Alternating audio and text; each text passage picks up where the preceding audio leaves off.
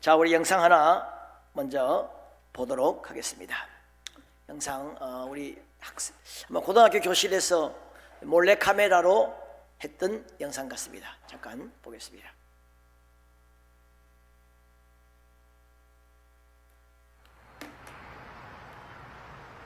아이들은 자신의 꿈에 대해 어떤 생각을 갖고 있을까요?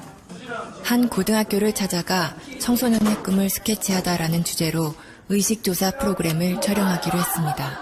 안녕하세요. 수능 잘 봤어요? 다들 시선을 피하는데 오늘 얘기할 거에 대해서 조금 학생들이 생각하는 꿈은 과연 무엇일까요? 질문지를 갖고 왔어요. 죽기 전에 꼭 해보고 싶은 당신의 꿈은 무엇인가요? 이게 버킷리스트라고 하죠, 요즘에.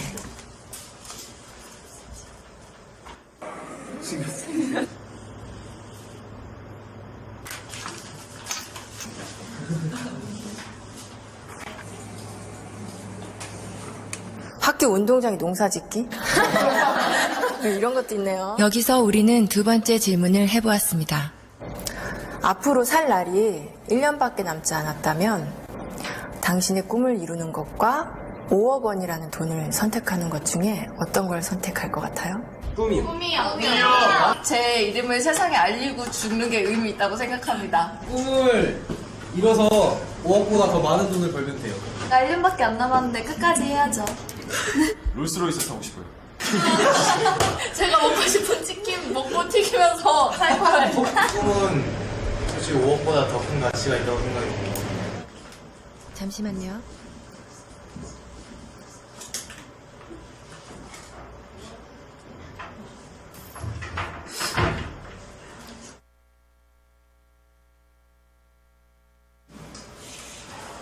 우리 온 가족이 함께 모여서 외식도 좀 거라한 데서 좀 해보고 싶고 하고 싶은 게 너무너무 많죠. 아들이랑 둘이서 배낭여행 한번 가고 싶어요. 집 투어? 아들이랑? 저희 고향 양평으로 내려가서 그림같이 멋있는 집을 짓고 사랑하는 가족과 함께 행복하게 사는 게 제 꿈입니다. 조그만 극장이라도 하나 해줬으면 성진이가 하고 싶어 하는 거니까.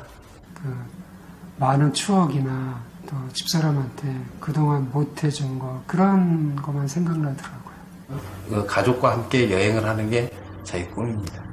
근데 할 수만 있으면 진짜 같이 한번 성진이 데리고 여행을 좀 해보고 싶습니다. 구석이 친구들하고 만나보고 싶어요. 맥주 한잔 마시고 싶어요. 맥주 괜찮죠?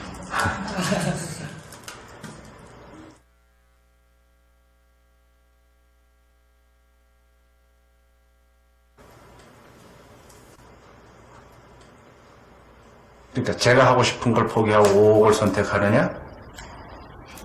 지금 같으면 5억을 선택하겠습니다.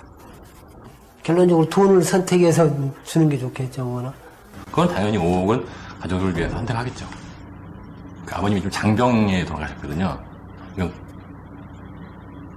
고통을 좀 많이 금전적인 고통을 많이 받았어요, 식구들이. 제가 한번 아파보니까 주변은 다 피해왔고 가족이 제일 중요하더라고요. 제가 앞으로 한번 일을 더 한다고 해서 현실적으로 5억을 벌어놓고 성진이한테 기여를 하고 간다는 보장이 있겠습니까? 5억을 선택하면 남겨진 가족들한테는 도움이 될 수 있으니까 저가 하고 싶은 일을 포기할 수 있죠. 그거를 대가로 한다면. 구체적인 얘기를 한다면 아들이 이제 뭐 자기가 생활하는데 뭐 사회생활하는데 기초자금이라도 뭐 될 수 있었으면 좋겠고. 저뿐만 아니라 모든 부모들이 똑같은 생각을 갖고 있을 것 같은데요. 그렇죠. 저는 아빠고 가장이니까. 아버지들의 꿈은 아이들의 꿈과는 조금 달랐습니다. 자신의 꿈보다 가족을 가장 먼저, 가장 많이 생각하는 가장이라는 이름의 아버지. 아빠, 사랑해요. 그 곁에 항상 함께하겠습니다. 사랑해요. 아빠 사랑해요. 아빠 사랑해. 예. 공감이 가는 그런 또 영상이 아닐까 생각합니다. 우리 오늘 어버이 주일에 우리 어머니의 마음 같이 한번 불러보면 좋겠습니다. 어머니의 마음 같이 한번 우리 가사를 좀 생각하시면서 볼륨 조금 올려주세요.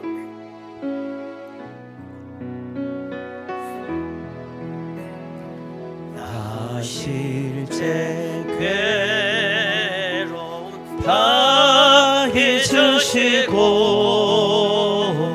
길으실 제 밤낮으로 애쓰는 마음 진 자리 마른 자리 갈아뉘시며 손발이 다 닳도록 고생하시네. 하늘 아래 그 무엇이 넓다 하리요. 어머님의 희생은 강이 없어라. 어려선 안고 올려주시고 자선 문이 되어 기다리는 맘 아들 사 그릇 뗄사 자식 생각에 보시던 이마리에 주름이 가득 땅 위에 그 무엇이 높다 하리요. 어머님의 정성은 지극하여라. 사람의 마음속에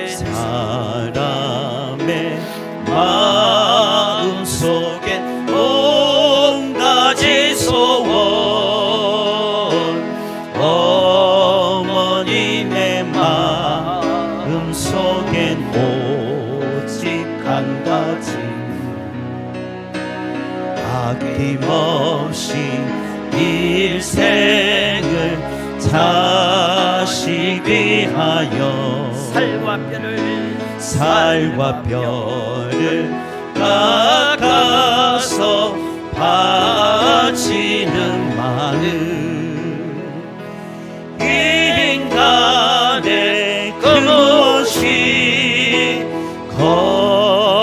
거룩하리요.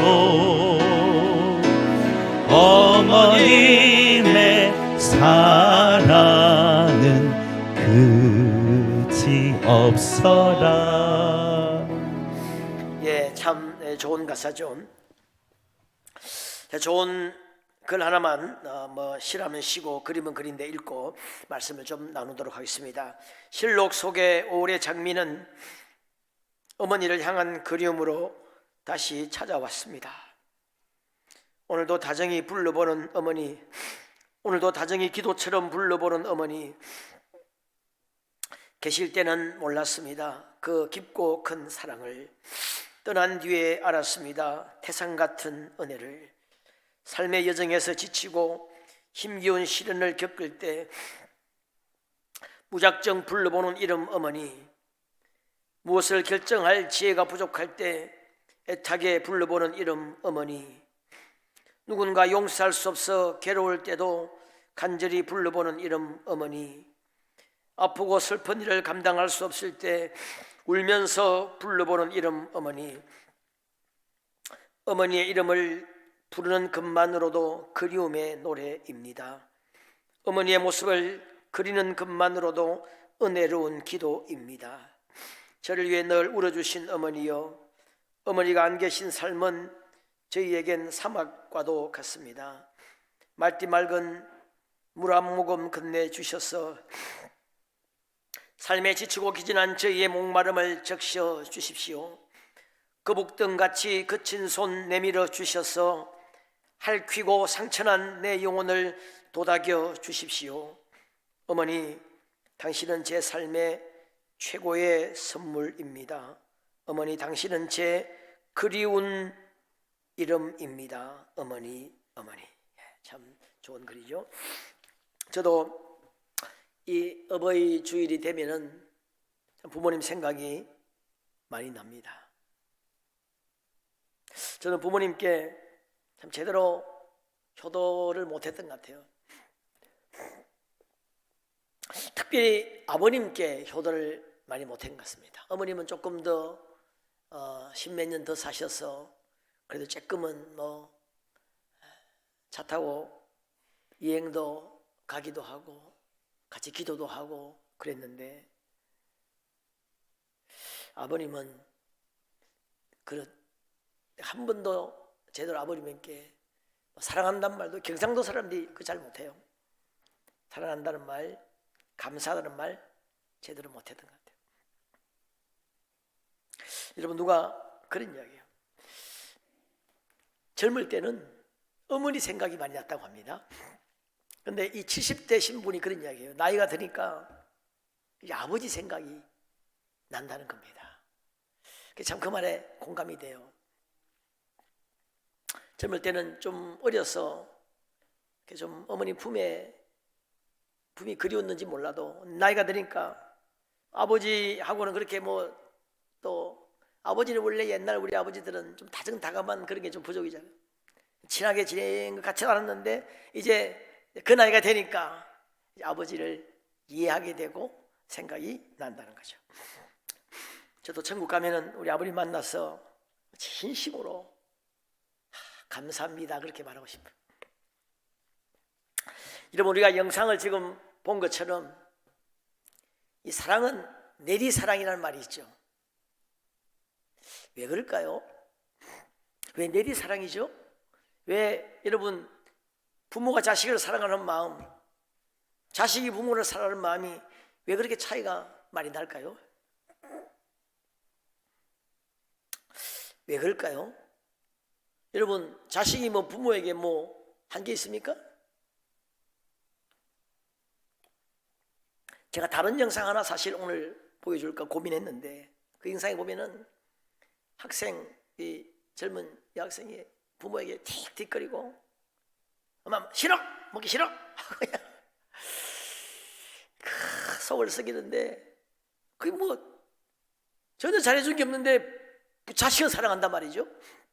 근데 낳아주고 길러주고 정말 여러분, 살과 뼈를 깎아서 좀 별로 과장된 표현이 아니에요. 그렇게 헌신한 부모에게는 왜 그럴까요? 이유가 뭐죠? 어젯밤에 내가 생각 굉장히 많이 해봤어요. 왜 그럴까? 왜 내리사랑이 될까? 반대가 되어야 정상 아닙니까? 아무도 대답이 없으시네. 반대가 되어야 정상입니다. 오히려 그렇게 해준 부모님에게 잘하고 자녀야 나에게 한 게 있습니까? 근데 왜 그럴까? 하나님께서 부모님의 마음속에 그 자녀에 대한 사랑하는 마음을 부어주신 거예요. 이 땅에서 어쩜 가장 하나님을 닮은 사랑, 하나님 사랑에는 근접 못하겠습니다만 그래도 이 땅에서는 가장 하나님을 닮은 사랑을 부모님의 마음속에 넣어주신 거예요. 그래서 그래서 넣어주니까 자동으로 사랑하는 겁니다. 애만 놓으면 기계적으로 사랑하는 거예요. 무조건 사랑하는 겁니다. 너희가 악할지라도 자식에게 좋은 것을 줄 줄 안다는 겁니다. 악한 자도 사랑한다는 거예요. 하나님이 그렇게 만드신 겁니다. 어느 분이 왜 하나님 자녀들에게는 부모님 사랑하는 마음을 왜 안 부어주었을까? 그래서 여러분, 안 부어준 게 사실 정상입니다. 하나님은 우리를 어떤 로봇으로 만들기를 원치 않았거든요. 우리에게 자유의지를 주었습니다. 스스로 판단하고 결정하고 결단하고 순종할 수 있도록 자유의지를 주셨는데, 조금 복잡한 이야기는 안 하려고 하는데, 어느 신학자는 그런 이야기했습니다. 부모님에게 자녀들에게 그런 정말 어쩜 무조건적인 사랑은 하는 마음을 부어주신 것이 예외적이라는 겁니다. 여러분, 사람이 마땅히 감사할 자들, 마땅히 사랑할 자들을 사람들 사랑하지 않습니다. 하나님이 부어주신 거라는 거예요. 하나님이. 이건 예외적으로. 왜? 여러분, 인간은 아주 고도의 이 고등동물입니다. 인간은 그냥 동물처럼 키워서는 안 돼요. 고도의 사랑이 필요합니다. 고도의 돌봄과 양육이 필요한 게 인간입니다. 부모님의 어떤 그런 헌신적인 사랑, 희생, 눈물 이런 게 없으면 절대로 정상적으로 자랄 수 없는 존재가 인간인 거예요. 하나도 예외 없이 그렇게 되어야 정상적인 인격을 가지고 자랄 수 있는데, 그래서 부모님들에게는 예외 없이 하나님이 거의 무조건적으로 사랑할 수 있도록 하나님을 닮은 그런 근접한 사랑을 부모님의 마음속에 부어주셨다는 겁니다. 난 그 말에 동의해요. 그러니까 자녀는 놓으면 무조건 사랑스러운 거예요. 악한 자도 강도도 깡패도 사랑스럽다는 겁니다.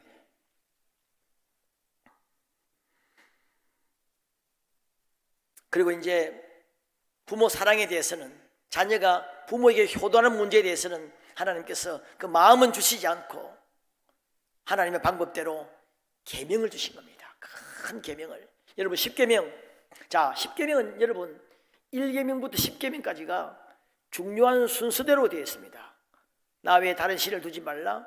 10계명은 이웃의 것을 탐내지 말라. 이 약한 계명이라 할 수 있고, 제일 큰 계명부터 묵은 순대로 쭉 아주 기계적으로 묵은 순서대로 되어 있습니다. 살인하지 말라 6계명이죠. 살인하지 말라보다도 1계명, 하나님 나 외에 다른 신을 섬기지 말라가 더 엄중한 계명입니다. 살인하는 사람보다 하나님을 섬기지 않는 사람이 이 10계명 개념으로 보면 더 재질이 나쁜 거예요. 이 불신자들은 동의할 수 없겠죠. 동의할 수 없어도 사실입니다. 살인자는 용서받을 수 있어도 하나님을 버리고 우상을 숭배한 자는 용서받지 못합니다.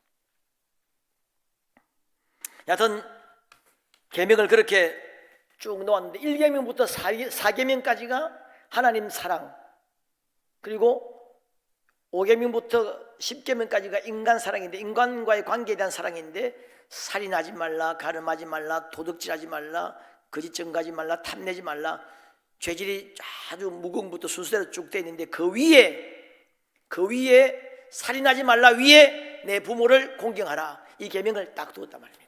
하나님 다음으로 어쩜 하나님과 인간 계명 사이에 부모님에 대한 계명을 두신 거예요. 그래서 어떤 분은 이런 표현을 썼습니다. 이 5계명은 별명이 배꼽 계명이다. 배꼽. 우리 배꼽이 몸 가운데 있죠. 배꼽의 탯줄을 통해서 생명을 부모님으로부터 선물 받았죠. 그래서 배꼽 계명이라 이런 말을 합니다. 그러니까 이 부모님은 하늘과 땅을 연결하는 통로 아니겠습니까? 하나님의 대리자로 우리에게 생명을 주셨습니다. 생명이 여러분 인간 마음대로 되는 게 아닙니다. 하나님이 주시는 건데, 하나님의 대리자로 부모님을 통해서 생명을 주시고, 하나님의 그 말로도 할 수 없는 그 사랑으로 우리를 양육하셨습니다. 하나님의 대리자요, 어떤 정말 그러니까 인간과 하나님을 연결짓는 연결 통로로. 그래서 그 아주 이게 그 계명의 무게를 두었다는 겁니다. 그래서 오늘 본문의 사도 바울이 이는 크고 첫째 되는 계명이다. 첫 계명이다. 인간을 향한 첫 번째 계명이 부모의 공경하라. 이 계명을 주셨다는 겁니다. 이 계명의 무게를 우리가 이해할 수 있어야 됩니다. 그래서 어떤 신학자는 살인하는 세상보다 부모에게 불효하는 세상이 더 망가진 사회라 그랬습니다.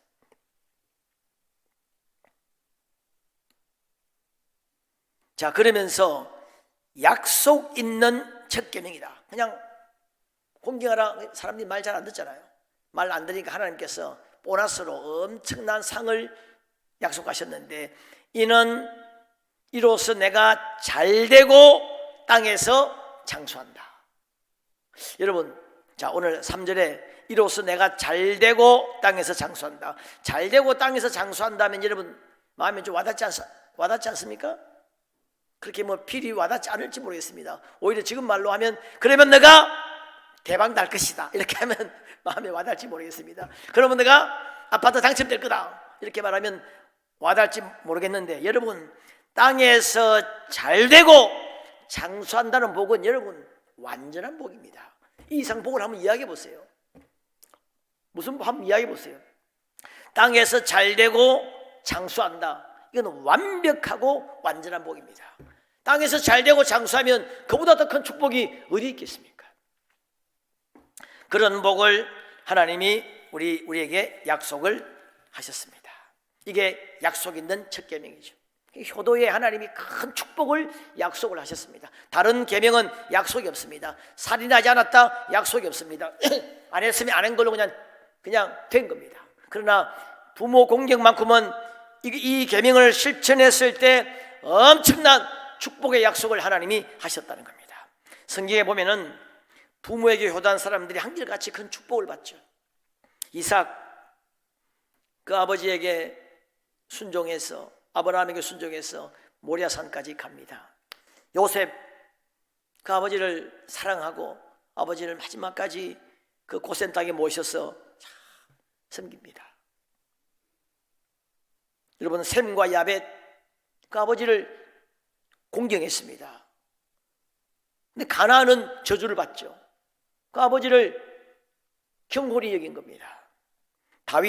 다윗의 부모님 사랑에 대해서는 성경에 잘 안 나오죠. 안 나오는데 여러분, 사무엘상 22장 3절 4절에 보면 다윗이 도망 다닐 때에 모압 왕입니다. 적군의 왕이에요. 모압 왕에게 성경에 뭐라고 되어 있냐면 부모님을 보호해 주도록 간곡히 부탁을 합니다.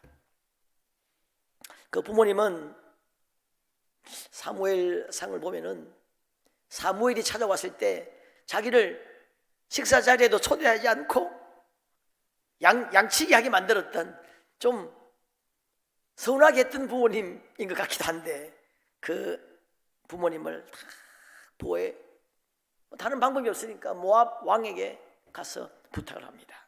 솔로몬 열왕기상 2장 19절에 보면 솔로몬이 아침에 일어나 어머님께 절하고 자신의 옥좌 우편에 앉혔다 그랬습니다. 여러분, 예수님은 어릴 적에 어떻게 사셨는지 기록이 별로 없습니다. 딱 성경에 보면 한 문장이 나와 있는데, 예수께서 한 가지로 내려가서 나사렛에 이르러 그 부모님께 순종하여 받으시더라. 예수님의 어릴 적 행적은 하나도 기록되지 않고 딱 부모님께 효도했다는 겁니다. 여러분, 예수님 마지막 순간에 요한에게 어머니를 부탁하고 운명하죠.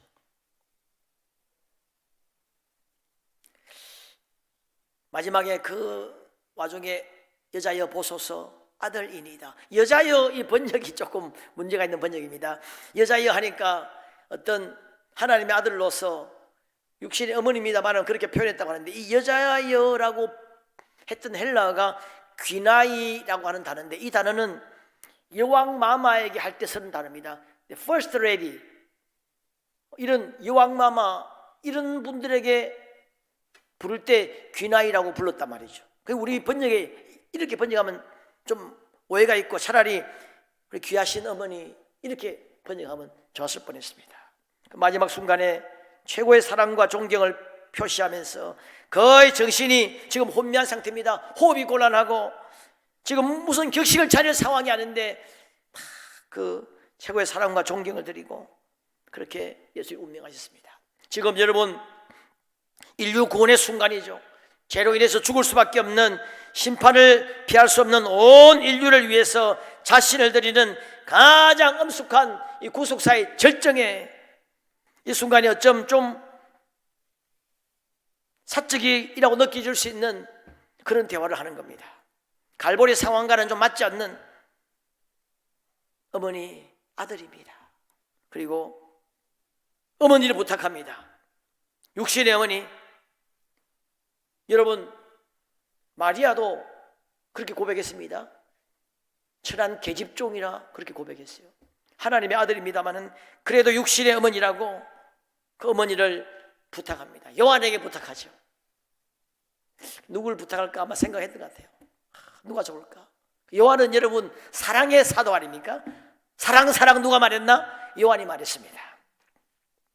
요한서 시대에 사랑 이야기가 많이 나옵니다. 그 베드로에게 맡기려고 하니까 이거 자꾸 하여튼 이 요한에게 다 이게 어머니를 부탁합니다. 이 요한은 그래서 순교하지 않죠. 요한은 장수합니다. 요한은 100수까지 마지막 요한계시록을 다 기록하고 그리고 에베소에 가서 그 마리아를 위해서 집을 짓고 그곳에서 어머니를 모시다가 그렇게 하늘나라로 갔습니다. 여러분, 이 효를 통해서 복을 받은 그런 아주 이 내용들은 너무너무 많습니다. 제가 그 효도대학원이라고 인천 순복음교회가 세운 효도대학원이 있습니다. 목사님들이나 윤리 선생님, 윤리도덕 선생님들이 가는 석사 대학원 과정인데 거기 제가 부흥회 강사로 갔습니다. 갔는데 거기 가니까 이 효도 이제 효신학이 굉장히 많이 발달하고 효학이 많이 발달하면서 많은 통계도 있어요. 통계 보면은 효자가 예수를 믿지 않아도 효자가 복을 받는다고 하는 이런 또 통계가 있어요. 이런 많은 연구 조사가 굉장히 많습니다.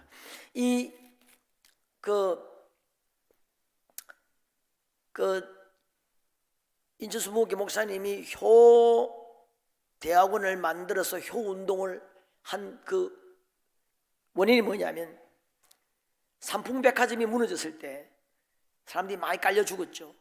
근데 기적적으로 거기서 오래 파묻혀 있다가 살아난 사람 3명이 있어요. 그때 이야기 유명합니다. 이 3명이 방송에 많이 타고 그 사람이 이제 스포트라이트를 받는데 3명이 한결같이 효자다, 효자. 아, 그래서 효자가 복을 받는구나.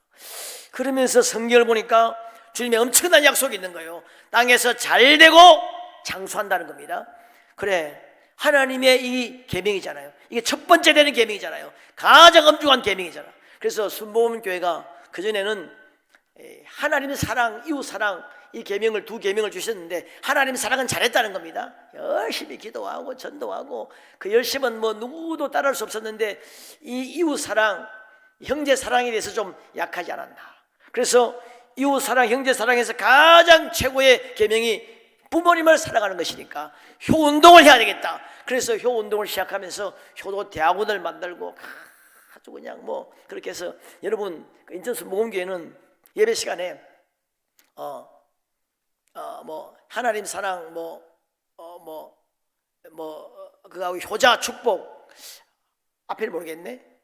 뭐 하나님 사랑 뭐 효자 축복 그런 구호를 외치면서 예배를 드리고 그렇게 했다고 합니다. 그래서 거기서 효학이 생기고 효신학이 생기고 연구를 해보니까 효자들이 다 복을 받더라는 겁니다. 이스라엘이 왜 지금 저렇게 복을 받느냐? 여러분 백신 100% 다 맞았대요. 거기는. 그래서 뭐 지금 뭐 여행객도 받겠다고 뭐 여행 와도 된다고 하는 그런 이야기 하는데 그 이 이스라엘 나라가 참 대단해요. 대단한데 아직도 그 나라는 효가 살아있다는 거예요. 자녀 때문에 그렇게 골치 안 썩는 나라가 이스라엘이라고 합니다. 여러분 미국의 20대 대통령인 가필드는 취임식 날, 여러분 대통령 취임식 우리가 영상으로 많이 보죠. 그 엄숙한 순간에 대통령이 안 오는 겁니다. 보통 영부인과 함께 이렇게 착 등장하죠. 근데 그 나이 많은 어머니를 부축해서 식장으로 늦게 올라오신 거예요. 내가 이렇게 된 것은, 오늘 미국의 대통령이 된 것은 어머니의 은혜다. 가필드가 그랬다고 합니다. 여러분 중국의 장개석 총통의 유명한 이야기가 있습니다. 자기 생일에, 아니 어머니가 지금 살아계시는데 내가 무슨 생일이냐. 내 생일은 어머니가 고생한 날이고 어머니가 수고한 날인데 어머니에게 상을 차려드려야지. 뭐 내가 지금 무슨 생일 하냐. 뭐 그래 했다는 유명한 이야기가 있습니다. 여러분 뭐 그 외에도 뭐 이런 어떤 효를 통해서 축복받은 이야기는 굉장히 많습니다. 찰스 스틸웰 이야기가 아주 재밌습니다. 어머니가 물건을 이렇게 배달하는 그런 일을 하셨는데 어머니 그 가방이 아주 무거웠다고 합니다.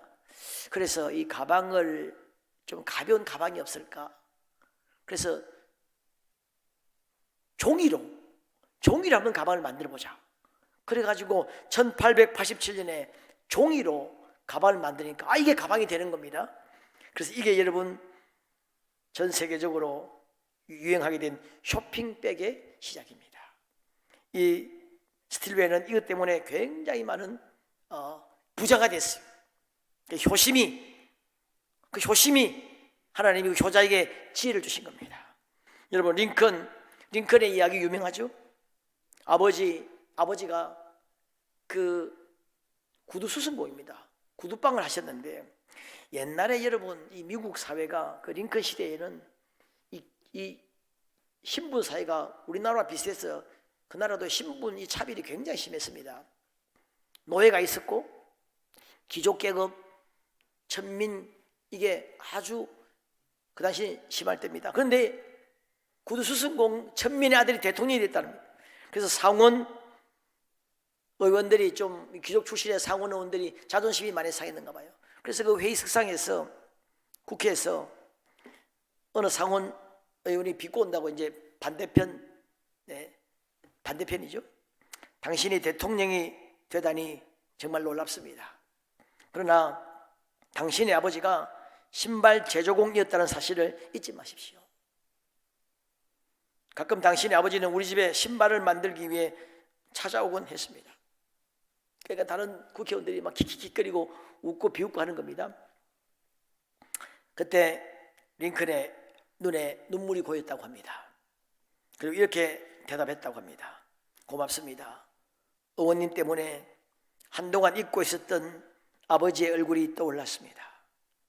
내 아버지는 신발 제조에 탁월한 솜씨를 가지고 계셨습니다. 여기 계신 분들 중에 우리 아버지가 만든 구두를 신고 계신 분이 있을 겁니다. 혹시 신다가 불편하시면 제게 말씀해 주십시오. 저도 아버지에게 조금 배웠기 때문에 손봐드릴 수 있습니다. 감사합니다. 아주 그 말에 아주 그냥 케어 펀치를 날렸다고 합니다. 효자에게 하나님 축복을 주시는 거예요.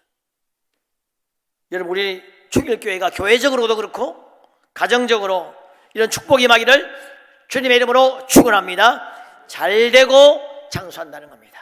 이런 복을 우리가 받아야 되지 않겠습니까?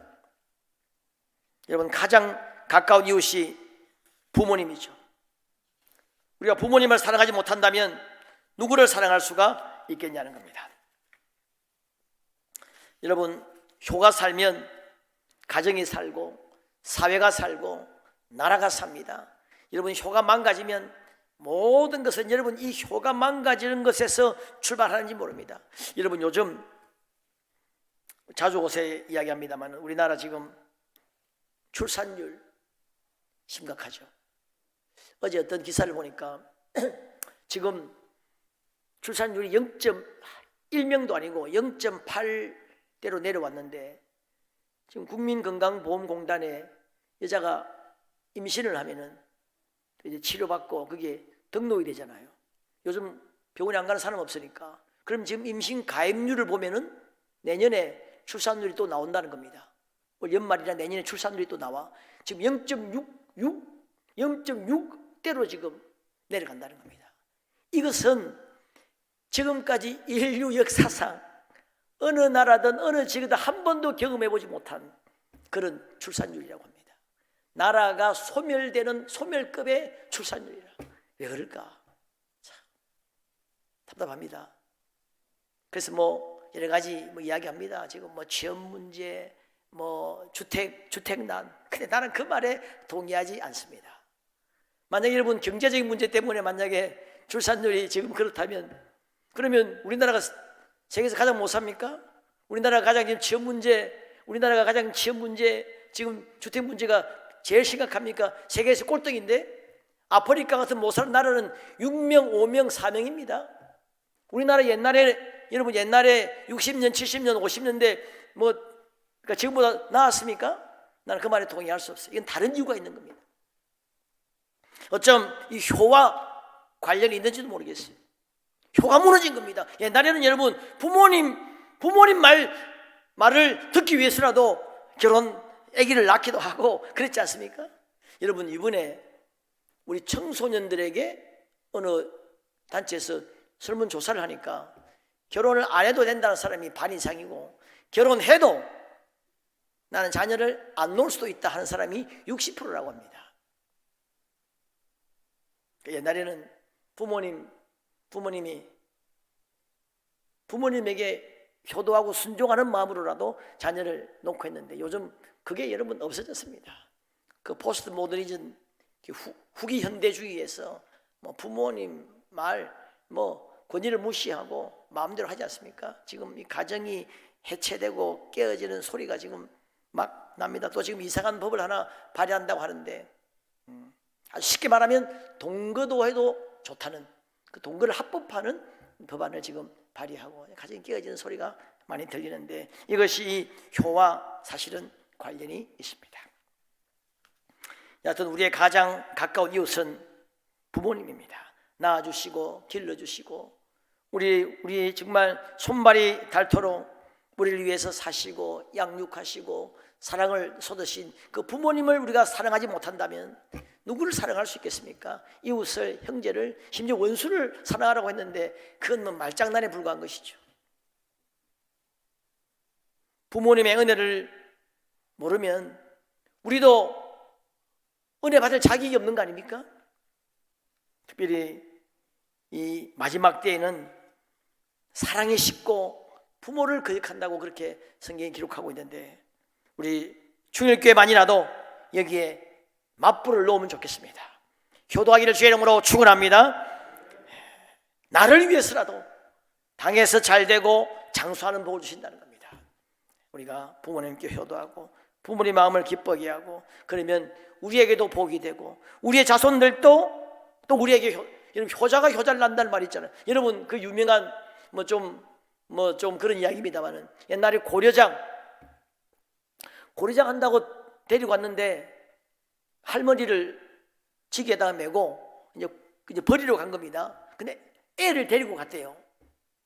그래 버리고 이제 할머니를 거기다가 이제 놓고 음식을 이제 차려주고 아이고 어머님 편히 쉬세요 하고 이제 오니까 아들이 아빠 지게 가지고 와야지 하니까 지게가 뭐 필요해 하니까 아들이 그랬다는 거 아닙니까? 다음에 아빠 버릴 때도 필요하잖아.